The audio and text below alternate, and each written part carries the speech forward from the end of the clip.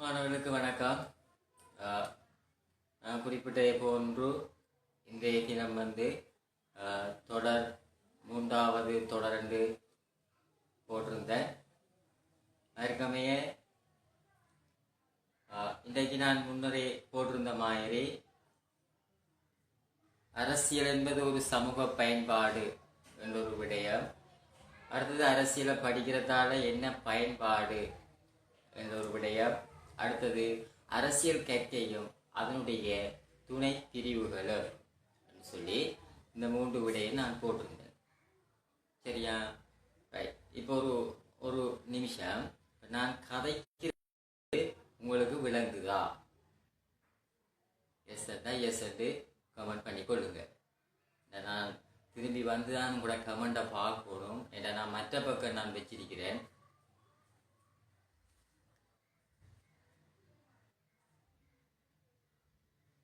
உங்களோட கமெண்ட்டுகளை சொன்னீங்கன்னு சொன்னால் விளங்குதான்னு சொன்னீங்கன்னு சொன்னால் ஏன்னு சொன்னால் நான் மற்ற பின்பக்கமாக நான் கேமரா வச்சிருக்கிறேன்.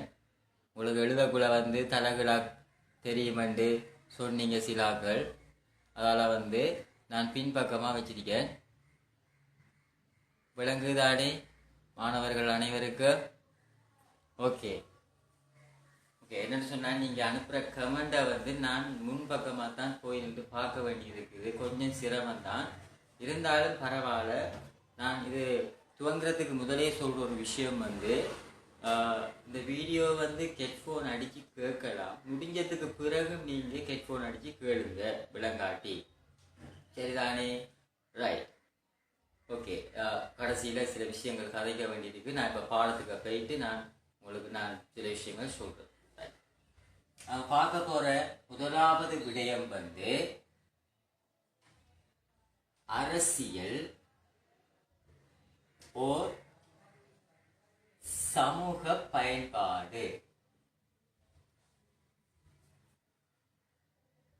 அரசியல் ஓர் சமூக பயன்பாடு. எழுதுறதெல்லாம் இப்ப நேரா தெரியும், எழுதுறதெல்லாம் நேரா தெரியும். இந்த மற்ற பக்கம் மாறி வச்சுக்கிறேன். இப்ப இந்த வினாவை நாங்க ஆராய போறோம். இது 2019ஆம் ஆண்டு கேள்விக்கு வந்த ஒரு வினா. 20 புள்ளிக்கு வந்தது. இந்த வினா 20 புள்ளிக்கு வந்த ஒரு வினா.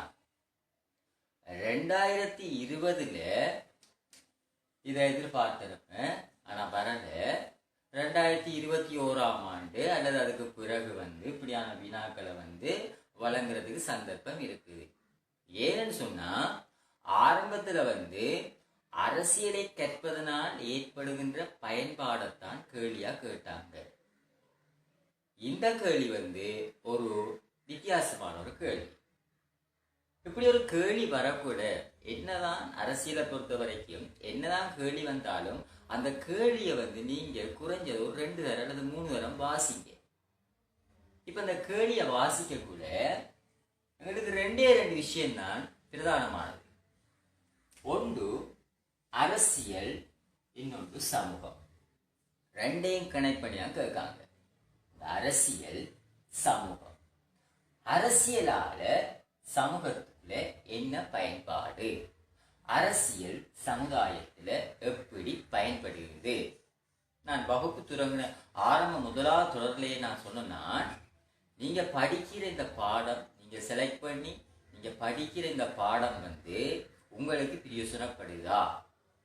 எனக்கு பிரயோசனப்படுது, உங்களுக்கு பிரயோசனப்படுது. அதே நேரம் உங்களுடைய சமுதாயத்துக்கு என்ன பிரயோசனப்படுது.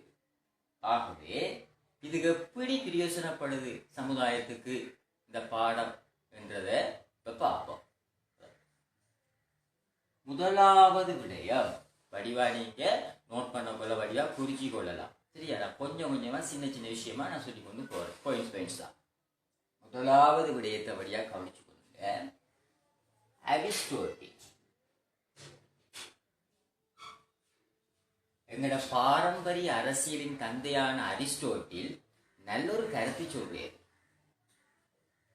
ஆரம்ப மனித வாழ்க்கை நாடோடி வாழ்க்கை. மனிதனுடைய ஆரம்ப வாழ்க்கை நாடோடி வாழ்க்கை. பின்னர் அவன் நிலையாவரத்துல வாழ முற்பட்ட வேளை குடும்பம் உருவாகுது.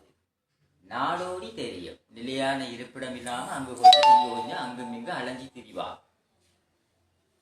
காலம் செல்ல நாகரீகத்தால கவரப்பட்டு என்ன செய்யறான்னு சொன்னா குடும்பம் ஆகுறான்.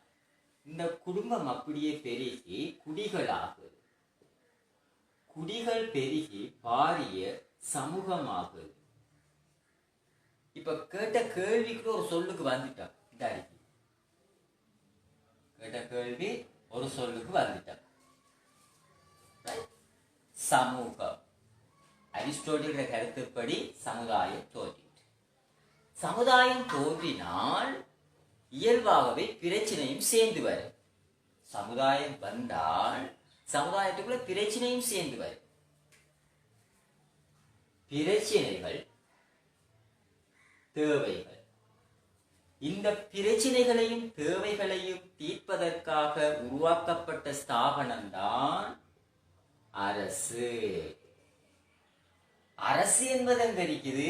அரசியலுக்கு. அப்ப அரசியல் இருக்கிற அரசு சமுதாயத்தின் எண்ணத்தை தீர்க்குது, பிரச்சனையும் தேவையையும் தீர்த்து வைக்குது. ஒரு பயன்பாடு. அரிஸ்டோட்டில கருத்து கூடாக நாங்க இதெல்லாம் கேள்விப்பட்டிருக்கோம். அந்த இடத்துல விடையா அந்த இடத்துல வராது. ஏன்டா நீங்க யோசிக்கிறதுக்கு எக்ஸாம் அந்த டைம்ல அந்த இடத்துல இருந்து யோசிக்கிறதுக்கு உங்களுக்கு அந்த அளவுக்கு வராது. இதெல்லாம் நாங்க எங்கண்டாலும் நாங்க படிச்சுப்போம். படிச்சதை ஒழுங்குபடுத்துறோம் வேலை. அரிஸ்டோட்டில் ஒரு கருத்து கூடாக சமுதாயம் பயனடையுதா? ஓ, அரசியல் சமுதாயத்துக்கு பயன்படுதா? ஓ, சமுதாயத்தின் விளைவால் அரசு உருவாக்கப்படுது. அந்த அரசுற வேலை சமுதாயத்தின் பிரச்சனை தேவையை தீர்த்து வைக்குது. ஓகே, ஒரு பாயிண்ட்ஸ், டோட்டல் ஸ்வீட்டா ஒரு பாயிண்ட்ஸ். ஒரு பயன்பாடு சமுதாயத்தின் பிரச்சனையை அரசு தீர்த்து வைக்குது. ஒன்று அடிக்கிறேன். என்னன்னு சொன்னா நான் படிப்பிக்கவே சொல்லி கொண்டு போறேன். இது என்ன ஏதோ என்னால முடிஞ்சதோ லைவ் தான். பிள்ளைகள் முன்னுக்கு இருக்குன்னு சொன்னா நோட்ஸை சொல்லிட்டு போயிடுவேன். நான் இருந்தாலும் குறிச்சு கொள்ளுங்க.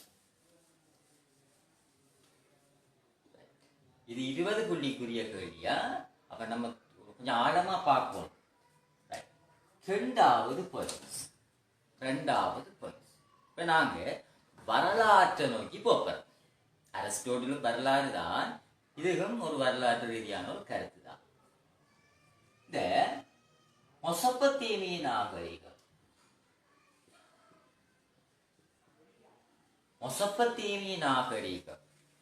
தெரியும். இங்க வரலாற்றுல நீங்க படிச்சிருப்பீங்க. 2 நதிகளை அடிப்படையாக கொண்ட நாகரிகம் மெசொப்பொத்தேமிய நாகரிகம். யூப்ரட்டிஸ், தைகிரிஸ் ஆகிய 2 நதிகளை அடிப்படையாக கொண்டது மெசொப்பொத்தேமிய நாகரிகம். இந்த நாகரிகத்துல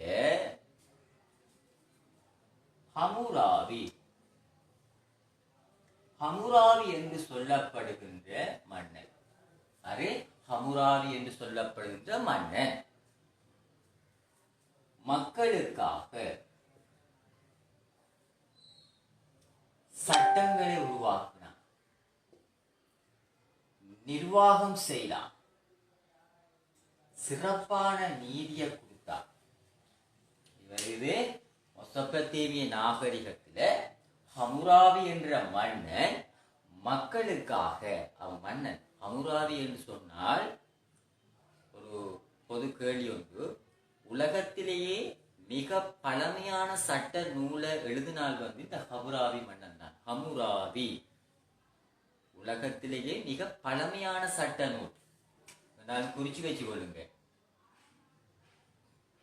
பழமை வாய்ந்த சட்ட நூல் முதலா எழுதினது இந்த ஹமுராபி என்று சொல்லப்படுகிற மன்னன்.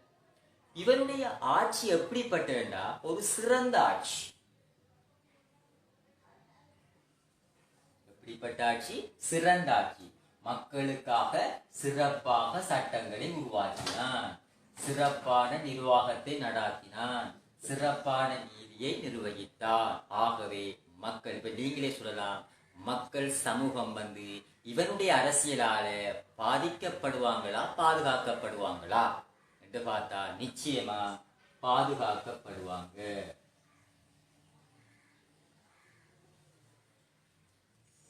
இரண்டாவது கூட அலட்ட தேவை. வரலாற்றை நோக்கி போற மொசபதேமி நாகரிக ஹமுராபி மன்னனுடைய ஆட்சியை சித்தரிக்கும். அவ்வளவுதான். அங்க என்ன சொல்லுவாங்க? ஹமுராபி மன்னனுடைய அரசியலால சமூகம் பயனடைஞ்சது. கேள்வியிலிருந்து விலையிடக்கூடாது. கேள்வியில இருந்து ஒருபோதும் விலையிடக்கூடாது. ஹமுராபி மன்னனுடைய அரசியலால சமூகம் பயனடைஞ்சது. எப்படி என்று பார்த்து அதை கிரகிக்கிறேன் இங்கே. ஓகே,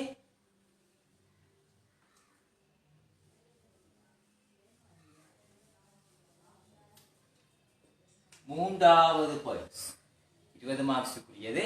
மூன்றாவது பாயிண்ட்ஸ் இந்த உரோ நம்ம ஒன்றை பாசிட்டிவாக சொல்லி காட்டணும், அதே நேரம் நெகட்டிவாக சொல்லி காட்டணும். உரோம்ல நீரோ என்று சொல்லப்படுகின்ற மன்னன். அங்க ஹமுராபி சொன்ன, இங்க வந்து நீரோ என்று சொல்லப்படுகின்ற மன்னன். நீங்க கிறிஸ்டிய கொஞ்சம் தட்டி பார்த்தீங்கன்னா தெரியும். இந்த நீரோ மன்னன் வந்து ஆரம்ப காலகட்டத்தில் அவருடைய ஆட்சி காலத்துல வந்து மக்களுக்கு ஒவ்வாத ஒரு ஆட்சியை நடத்தின, மக்களுக்கு முரண்பட்ட ஆட்சியை நடத்தினவன். அப்ப இங்க சமூகம் பாதுகாக்கப்படுமா பாதிக்கப்படுமா? நிச்சயமா பாதிக்கப்படும். சிறப்பான அரசியல் நடந்தால் சமூகம் பாதுகாக்கப்படும், நல்ல சமூகமா இருக்கு. முரண்பட்ட அரசியல் நடக்கும்னு சொன்னா சமூகம் பாதிக்கப்படும். இது நெகட்டிவான உதாரணம். அப்ப இந்த இடத்துல அதையும் சொல்லிக்கலாம். உங்களுக்கு நோட்ஸ்ல குரூப்ல பாத்தீங்கன்னா தெரியும், 15 அலகுகளுக்கும் ஒரு நல்ல விஷயம் வந்து ஒரு ஆசிரியர் செய்திருக்காரு. குரூப்ல வந்து 15 அலகுகளுக்கும் வழியா நோட்ஸ் வந்து என்ன போடப்பட்டிருக்குது. அதில் சிலபஸ் வந்து ஆரம்பத்தில் போட்டிருக்கு வந்து ஆசிரியர் சாவி சார் சிலபஸ் போட்டிருக்காரு. அதுக்கு பிறகு வந்து ஜரிஸ் சார்ன்னு சொல்லி அதில் நோட்ஸ் 15 அலகுகளுக்கு அடிபட்டிருக்குது. வடிவாக நீங்கள் பார்த்து கொள்ளலாம். சரியா? அதில் இந்த உதாரணம் இருக்குது, நல்ல ஒரு உதாரணம். இவன் வந்து எப்படிப்பட்டவன்டா, தண்ட தாயரே தண்ட மனைவியையே ஒதுக்கி அடிச்சு துன்புறுத்திய ஒரு ஆட்சியாள். ஒரு குடும்பத்துக்குள்ள நல்லவனா இருந்தா நாட்டை என்ன நல்வழிப்படுத்துறதுல இங்க வந்து நீரோ மன்னனை நீங்க கதைக்கலாம். கதைங்க. மூணாவது பாயிண்ட்ஸ் வந்து ஒரு முரண்பட்ட ஆட்சி நடந்தா சமூகம் அரசியலால பாதிக்கப்படுகிறது. பாதிப்பு. Okay, 3 points. 4வது, இன்னும் நான் அன்னை கால உதாரணத்துக்கு இன்னும் வரல, வரலாற்றோட நிக்கிறேன். சரியா? ரைட். அரிஸ்டோட்டில சொன்னா நிச்சயமா நாங்க அவருடைய குரு பிளேட்டோவை சொல்லுவோம். பிளேட்டோ ஏதென்ஸ் நகர்ல, கிரேக்கத்துல ஏதென்ஸ் நகர்ல இடம்பெற்ற ஆட்சி. இந்த ஆட்சியை பிளேட்டோ கண்டித்தார் அல்லது விமர்சனம் செய்தார். ஏன்? மக்களுக்கு மாறுபட்ட ஒரு ஆட்சி நடக்குது என்றதால பிளேட்டோ இதை கண்டிக்கார். பிளேட்டோ கண்டிச்சதை பார்த்து அவருக்கு பின்னால் இருந்த மக்கள் அந்த ஆட்சி என்ன செய்யறாங்கடா, கண்டிக்கிறாங்க. அப்ப உங்களுக்கு கண்டிக்கிறதுக்கும் சமூகத்துக்கு கண்டிக்கிறதுக்கும் விமர்சிக்கிறதுக்கும் உரிய அந்த உத்தி எதன் மூலம் கிடைக்குது? அரசியலால. பிளேட்டோ அரசியலை படிச்சவர், அந்த படிச்ச அரசியலால கண்டிக்கிறது. அப்ப சமுதாயம் அரசியலை படிப்பதன் மூலம் நடக்கிற ஆட்சி என்ன செய்யுது? கண்டிக்குது. இந்த கண்டித்தல் விமர்சனம் செய்கின்ற இந்த குணாம்சங்கள் இயல்பாகவே சமுதாயத்துக்கு கிடைக்க பெறுகின்றது. இப்ப இன்றைக்கு அரசியல்வாதி பிழை செஞ்சா சமூகம் என்ன செய்து விமர்சிக்குது. அது எதன் மூலம்? அரசியலால.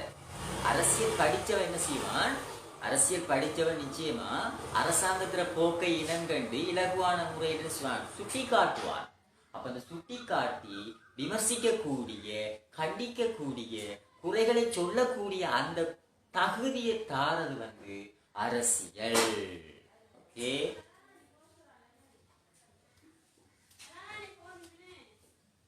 அஞ்சாவது இன்றைய சூழலுக்கு வார இன்றைய சூழல் ஆரம்ப வரலாறு சொல்றது சிறப்பு. அதை விட அதோட சேர்த்து இதையும் சொல்லணும். இன்றைய சூழல்ல சமுதாயம் அரசியலால என்ன பயன்பாட பெறுகுது என்று பார்த்தா, சமுதாயத்துக்கு அரசியல் ரீதியா இருக்கிற ஒரே ஒரு முக்கியமான ஒரு அடிப்படை உரிமை வாக்களித்தல்.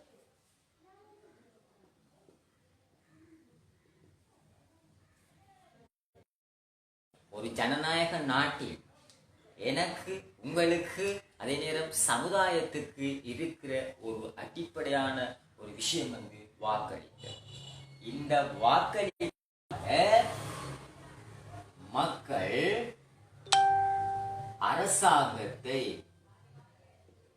அரசாங்கத்தை தெரிவு செய்தாங்க. பாரியொரு பயன்பாடு. தமக்கு தேவையான அரசாங்கத்தை தாமே தெரிவு செய்யறாங்க, ஒரு பயன்பாடு. இன்னொன்று, அந்த அரசாங்கத்துக்கு அதிகாரத்தை ஒப்படைத்தாங்க. சரியா? அரசாங்கத்தை தெரிவு செய்வதும் சமூகம்தான், அவர்களுக்கு அதிகாரத்தை ஒப்படைப்பதும் சமூகம்தான்.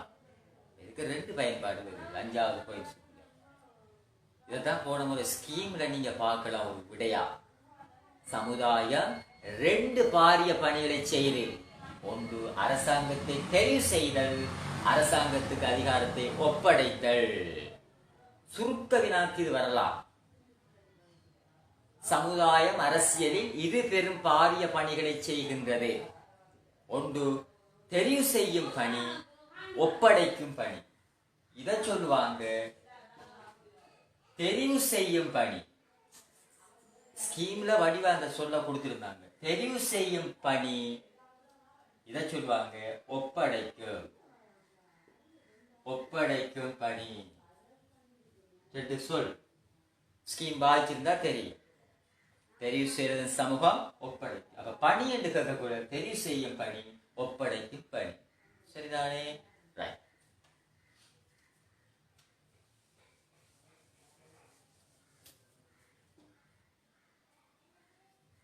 ஆறாவது பாயிண்ட். இன்றைய சூழல்ல சமூகம் அரசியல் செயற்பாட்டுல ஈடுபடுகின்றது. இன்னைக்கு சமூகம் என்ன செய்து? அரசியல் சார்ந்த செயற்பாடுல ஈடுபடுகிறது. உதாரணம் முன்னைய தொடர்ல நான் சொல்லியிருக்கேன். ஒன்று வாக்களித்தல், ரெண்டு அரசியல் கட்சியில இணைதல், மூன்று போராட்டம்.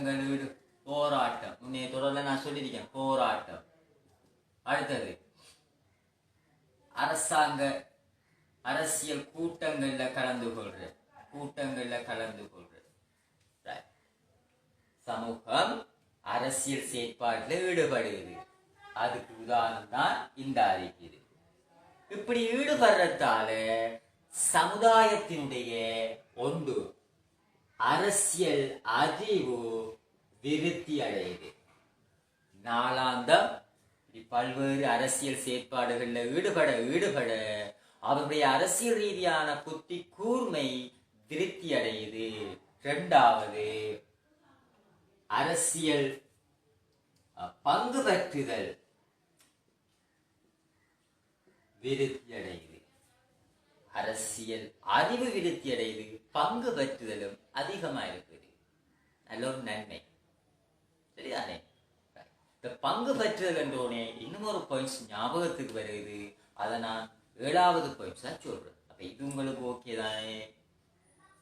சமூகம் அரசியல்ல ஈடுபடுகிறது. அதுக்கு உதாரணம் தான் இந்த இருக்குது. இவ்வாறு ஈடுபடுவதால் ஏற்படக்கூடிய பயன்பாடு அரசியல் அறிவு விருத்தி அடையுது. பங்கு பெற்றுதல் அதிகரிக்குது. அவருடைய அரசியல் திறன் விருத்தி அடையுது. ஓகே,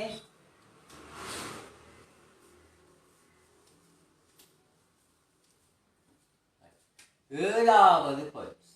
அதாவது 7வது பாயிண்ட்ஸ்.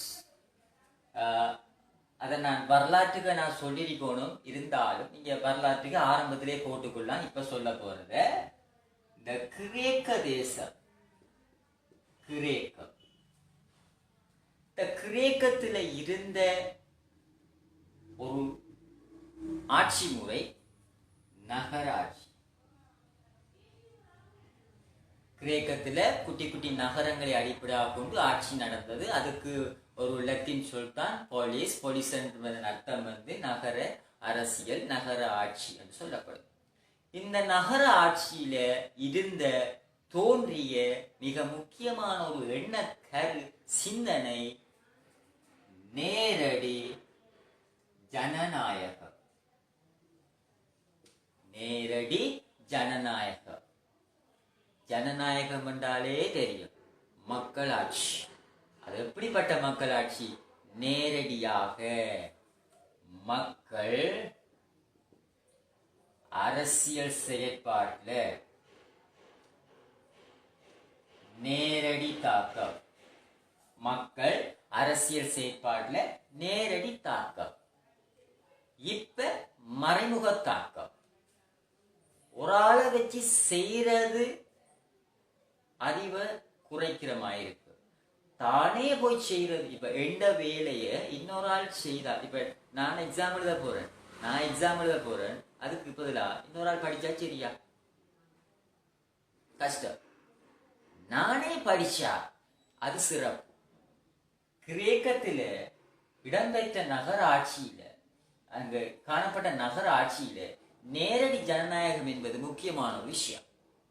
நேரடி ஜனநாயகத்துல மக்கள் அரசியல் செயற்பாட்டுல நேரடி தாக்கம். அவங்களே செயற்படுறதால அவருடைய பங்கு பற்றுதல் ஒன்று இருக்கு. இதுக்கு முதல் சொன்னதுதான், பங்கு பற்றுதல் ஒன்று இருக்குது. அவருடைய புத்தி கூர்மை என்று ஒன்று இருக்குது. இன்னொன்று, தானே பங்கு பெற்றுதலால பிழைகளை உணர்ந்து கொள்ள முடியும், அதனை திருத்தி கொள்ள முடியும். இன்றைக்கு இந்த நேரடி ஜனநாயகத்தை சிறப்பா நடைமுறையில வைத்துள்ள நாடன் கேட்டா சுவிட்சர்லாந்து.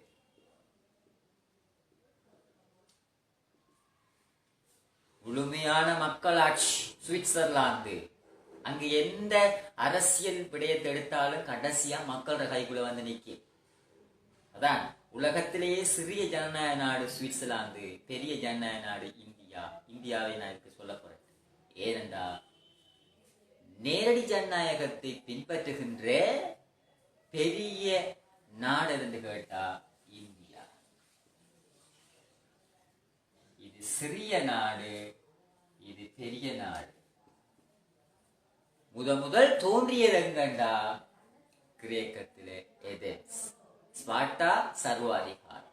சரி, ஜனநாயகம் இன்னைக்கு அரசியல்ல ஜனநாயகம் மாத்திரம் இல்ல, அரசியல் கட்சி, அமுக குழு, போஷண அபிப்பிராயம், சிவில் சமூகம், இப்படி பல்வேறுபட்ட எண்ண கருக்கள் முதலா தோன்றியது கிரேக்கம். கிரேக்கம் எங்களுக்கு கிடைத்த, அரசியல் மாணவர்களுக்கு கிடைத்த ஒரு பொக்கிஷம். நீங்க படிக்கிற முக்காவாசி எண்ண கருக்கள் அங்கிருந்து தான் வந்தது. சரிதானே? இதால என்ன பயன்பாடு? நேரடி தாக்கத்தால மக்களோட பங்கு பெற்றுதல் அதிகரிக்குது, புத்தி கூர்மை அதிகரிக்குது. பிழைகள் ஏற்பட்டால் அந்த பிழைகளை சுட்டி காட்டி தீர்த்து கொள்ள முடியும். சரிதானே?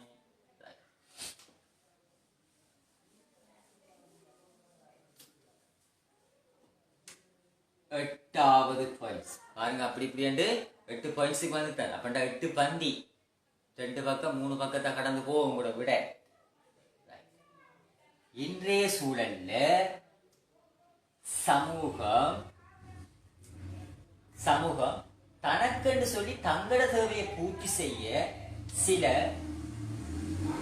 கீழ்மட்ட அமைப்புகளை உருவாக்கலாம். சமூகம் தங்கள தேவையை பூர்த்தி செய்ய எங்களை கொண்டு கீழ்மட்ட அமைப்புகளை உருவாக்கும். அந்த கீழ்மட்ட அமைப்புகளுக்கு உதாரணம் என்ன? ஒன்று சிவில் சமூகம், இரண்டாவது அமுக்க குழுக்கள்.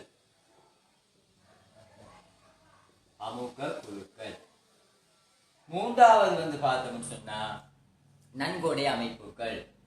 என்னதுக்கு? சமுதாயத்தின் இப்ப ஒரு கோயில் நடத்த போறோம், ஒரு கோயில் திருவிழா நடத்த போறோம், அரசியல்வாதிட்ட போயிட்டு காசு இருக்கிறார்.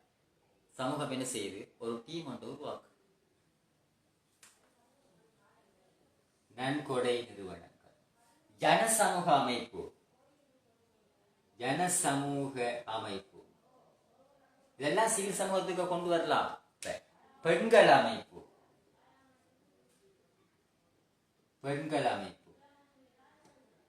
இப்படி பல கீழ்மட்ட அமைப்புகளை உருவாக்கு.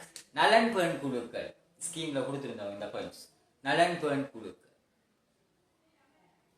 இதை உருவாக்குறதுக்கும் செயற்படுவதற்குமான ஒரு ஆளுமையை கற்றுக்கொண்டது எங்கன்னு பார்த்தா அரசியல். சமூகம் இவ்வாறான கீழ்மட்ட அமைப்புகளை உருவாக்குறதுக்கு செயற்படுவதற்கான அடித்தளம் அரசியல்ல எடுக்கப்பட்டது. சரிதானே? இது ஸ்கீம்ல கொடுத்துருக்காங்க. நல்ல ஒரு கடைசி முடிவுல முடிக்கணும். 8 பாயிண்ட்ஸ் முடிவு. இன்று அரசியல் என்பது தொழிலா செய்கிற அரசியல்வாதிக்கு மட்டுமில்லை, சமூகத்திற்கும் அதனுள் உள்ள திரைச்சைகளுக்கும் பயன்படக்கூடிய ஒரு கற்கையாக காணப்படுகின்றது. தொழிலாட்சியர் அரசியல்வாதிக்கு மட்டுமில்லை, இன்றைக்கு சமூகத்துக்கும் சமூகத்தில் உள்ள திரைச்சைகளுக்கும் பயன்படக்கூடிய ஒரு உன்னதமான ஒரு கற்கை நெறிதான் இந்த அரசியல் என்று சொல்லி வடிவா நாங்க முடிச்சிடணும். சரிதானே? ஒரு வினா சரி. 20 புள்ளிக்கு வந்தா வடிவா பந்தியா அழிய கொள்ளுங்க. சரிதானே? அழிச்சு கொள்ளுங்க.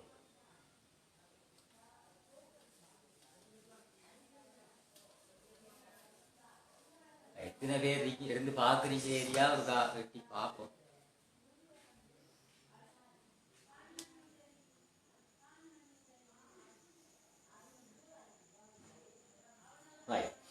கிட்டத்தட்ட ஒரு 56 பேர் என்னவோ இருக்கிறீங்கன்னு நினைக்கிறேன். ரைட், ஓகே, பிரச்சனை இல்லை. அது சரி. என்னன்னு சொன்னா, நான் கதைக்கிற விலங்கு தானே அசான் குரூப் அட்மின் அவர்கள் இருக்கிறீங்க. நான் கதைக்கிற விலங்கு தானே?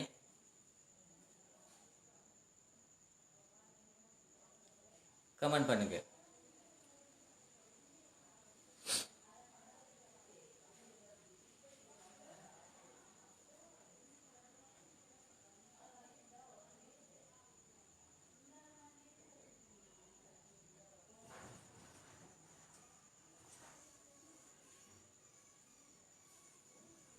அப்ப இன்னும் ஒரு 2 பகுதி இருக்குது. ஒரு வினா சரி. 2வது வினா பயன்பாடுன்றது இதோட சொல்லிக்கொண்டு போகலாம். அரசியலை படிக்கிறதால என்ன பயன்பாடு, அது குறிக்கியதை விட உங்களுக்கு நோட்ஸ்ல இருக்குது, சிம்பிளா சொல்லி போட்டு போயிடலாம். ஒன்று அரிஸ்டோட்டில் கருத்து, மனிதன் பகுத்தறிவுள்ள ஒரு அரசியல் பிராணியா. பகுத்தறியக்கூடிய அந்த தன்மை எங்களுக்கு அரசியலை படிக்கிறதால வருதுன்னு சொல்லி அரிஸ்டோட்டில் சொல்றது. பகுத்தறிவுவாத சிந்தனை வளர்ச்சி அடையுது. அடுத்தது உள்நாட்டு அரசியல், வெளிநாட்டு அரசியல். எங்கட நாட்டுக்குள்ள நடக்கிற அரசியலை பற்றி தெரிஞ்சு கொள்ள முடியும், அதே நேரம் வெளிநாட்டு அரசியல் பற்றி அறிஞ்சு கொள்ள முடியும். அடுத்தது எங்கட நாட்டில் நடக்கிற ஆட்சி முறைகளை பற்றி ஒரு தெளிவு எங்களுக்கு கிடைக்கும். இப்ப என்ன ஆட்சி நடக்குது, உலகளாவிய ரீதியில என்ன ஆட்சி முறை நடக்குது, ஒற்றையாட்சியா, சமஷ்டி ஆட்சியா, ஜனாதிபதித்துவ ஆட்சி முறையா, மந்திரி சபை ஆட்சி முறையா, கலப்பாட்சியா, இப்படி அரசியலை படிக்கிறதால தெரிஞ்சு கொள்ளலாம். அடுத்தது வந்து பார்த்தோம்னா எங்களுக்கு உரித்தான உரிமைகளும் கடமைகளும் என்னென்னு சொல்லி தெரிஞ்சு கொள்ள முடியும். உங்களுக்கு என்னென்ன உரிமைகள் இருக்குது, என்னென்ன கடமைகள் இருக்குன்னு சொல்லி வடிவா தெரிஞ்சு கொள்ள முடியும். நான் கிட்டத்தட்ட ஒரு 30 பாயிண்ட்ஸ் சொல்லி ஒன்று போட்டேன் குரூப்ல. அது அவ்வளோத்தையும் பாருங்க. நான் திருப்பி கதைக்க விரும்பல. நான் அதாவது 97ஆம் ஆண்டு தொடக்கம் 2019 வரைக்கும் அரசியல் கட்சியால் உண்டாகும் பயன்பாடு அப்படி வந்தால் அந்த விடயத்தை வடிவா வெளியே கொள்ளலாம். அது 10 மார்க்ஸுக்கு தான் வரும். பாரண்டா 20 புள்ளிக்கு வரா. 20 புள்ளிக்கு பயன்பாடை வச்சு வாரண்டா இப்ப நான் விளங்கப்படுத்தின அந்த விஷயம் தான் வரும். இதுக்கு முன்னுக்கு சிலாக்கள் வந்து நான் குரூப்லயே நான் ஒரு விஷயத்த வந்து 2 நாளைக்கு முதலே நான் போடுவேன். அது என்ற வழக்கம். பிள்ளைகள் நீங்க